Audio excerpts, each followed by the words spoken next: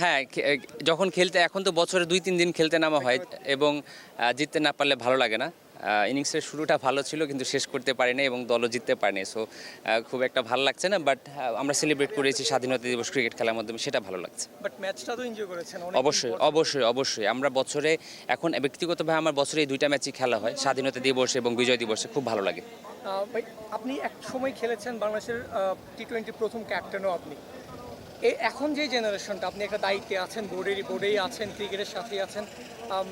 কয়েকদিন আগে আমরা যখন শুনেছি যে জুনিয়র ক্রিকেটাররা এখন যারা আছেন ন্যাশনাল টিমে, তানজিদ তামিম বলেন, জিমন বলেন, তারা তাদের যে সাফল্যের পর নামটা নেয়, আপনার শাহরিয়ার নাফিজের নামটা নেয়, ওই ব্যাপারটা কেমন এনজয় করেন? আর ওদের সাথে আপনি কিভাবে বিষয়গুলো শেয়ার? না, first of all so nice of them. দ্বিতীয়ত যখন শুনেছি একটু লজ্জা লেগেছে, কারণ আমি আসলে এই যতটুকুই কাজ করি খুব বেশি সময় পাই না, বা যতটুকুই করি খুবই গোপনে রাখতে চাই, কারণ ওইটা আমার মূল পরিচয় না। বাট আমি মনে করি যেহেতু দীর্ঘ 20 বছর ক্রিকেট খেলেছি, অলমোস্ট 9 থেকে 10 বছর জাতীয় দলে ক্রিকেট খেলেছি, এটা আমার পরিচয়, আমার সত্তা বাংলাদেশ ক্রিকেট। আমি যা হয়েছি, যা পেয়েছি সব বাংলাদেশ ক্রিকেটের মাধ্যমেই পেয়েছি। বাংলাদেশ ক্রিকেটকে সার্ভ করে এটা আমার নৈতিক দায়িত্ব, সেই দায়িত্ববোধ থেকেই করার চেষ্টা করি। আর যখন এই কাজগুলো ওদের কাজে লাগে তখন খুব ভালো লাগে।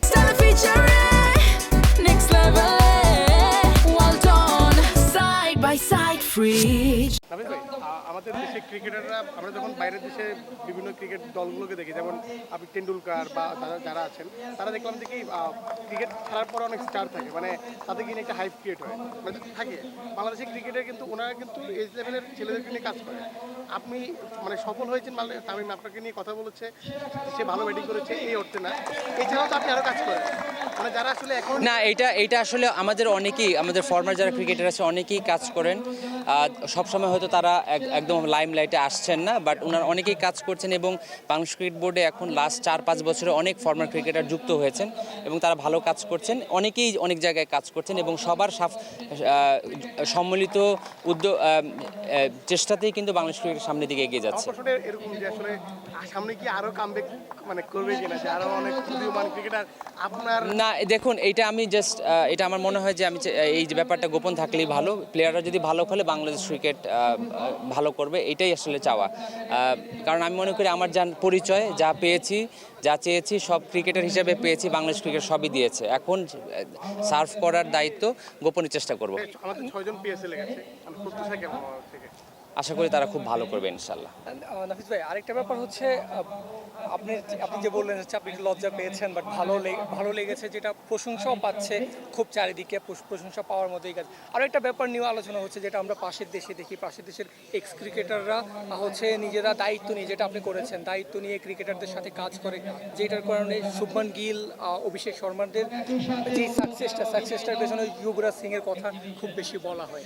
না, যুবরাজ সিংয়ের কথা এসেছে বিকজ অভিষেক শর্মা এবং শুভমান গিল সাকসেস পেয়েছে। এরকম অনেক ফর্মার ক্রিকেটারই কিন্তু ইন্ডিয়াতে কাজ করছে বা বাংলাদেশে কাজ করছে বা পাকিস্তানে কাজ করছে। সবার নাম হয়তো আসছে না, বাট সবার সম্মিলিত প্রচেষ্টাতেই কিন্তু ক্রিকেট এগিয়ে যাচ্ছে। বা আমরা মনে করি আমরা যারা বিশেষ করে যে জেনারেশনটা টেস্ট ক্রিকেট খেলে এখন সবাই কিন্তু আস্তে আস্তে রিটায়ারমেন্টে যাচ্ছে, তা আমাদের অনেক বড় দায়িত্ব আছে খেলা ছেড়ে দেওয়ার পর বাংলাদেশ ক্রিকেটের উন্নয়নের জন্য কাজ করা। ভাই, সুমন ভাই আসছেন সিলেকশন প্যানেলে, আপনাদেরই আশেপাশের জন, কেমন লাগছে এবং কি প্রত্যাশা করছে? তাদের জন্য শুভকামনা থাকবে। আশা করি তারা বাংলাদেশ ক্রিকেটের সামনের দিকে এগিয়ে নিয়ে যাবে তাদের কাজের মাধ্যমে। লাস্ট কোশ্চেন, একটু অফ টপিক। গতকাল রাতে আমরা একটা মানে হৃদয় বিদারক একটা ট্র্যাজেডি দেখলাম, নিশ্চয়ই দেখেছেন। জি, এটা খুবই মর্মান্তিক, খুবই কষ্ট পেয়েছি। স্বাধীনতা দিবসের রাতে, মানে 25শে মার্চ কালো রাত, আজকে স্বাধীনতা দিবস, আমাদের খুবই গর্বের একটা দিন, কিন্তু ওভাবে সেলিব্রেট করতে পারি নাই বিকজ এই ঘটনাটা আসলে সবার হৃদয় ছুঁয়ে গিয়েছে। আশা করি আমরা যারা সাধারণ জনগণ আছি আমরা আরও অনেক বেশি সচেতন হব আমাদের চলাফেরার ব্যাপারে।